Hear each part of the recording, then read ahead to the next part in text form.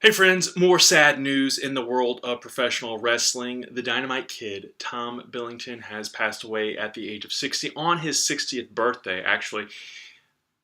Dynamite Kid, loved him growing up. In fact, he and Davey Boy Smith, the British Bulldogs, still to this day, and I know some people will question this, my all-time favorite tag team.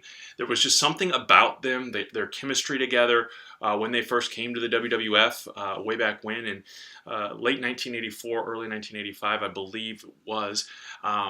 They just captivated me, and it was an era where tag teams in the WWF at least didn't look like these guys. You know, we had Barry Windham and Mike Rotundo, we had the Iron Sheik and Nikolai Volkov, we had Dick Murdoch and Adrian Adonis, Greg Valentine and Brutus Beefcake. But the British Bulldogs, number one, they looked like they belonged together. They were a tag team, and they, to me, were amazing.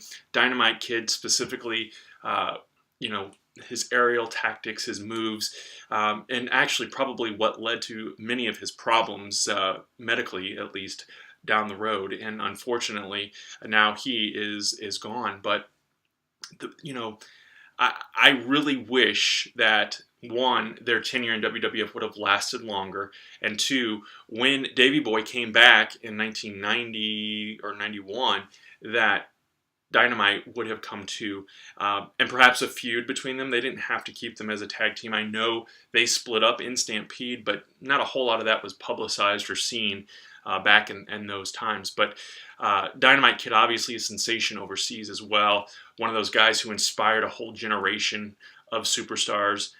Chris Benoit specifically, Neville, I think, or Pac could probably tie into some of his work and credit to Dynamite Kid as a result as well. So will be sorely missed. British Bulldogs should be in the WWE Hall of Fame. Would have loved to have seen matches between them and the Road Warriors. I was a WWF guy or kid growing up. I watched the NWA. I watched WCW. I liked the Road Warriors. I liked the Steiner Brothers, but the Bulldogs to me always stood out and were always that team that I just absolutely loved. Their feuds with the Hart Foundation, amazing stuff there. Winning the tag team championships at WrestleMania 2.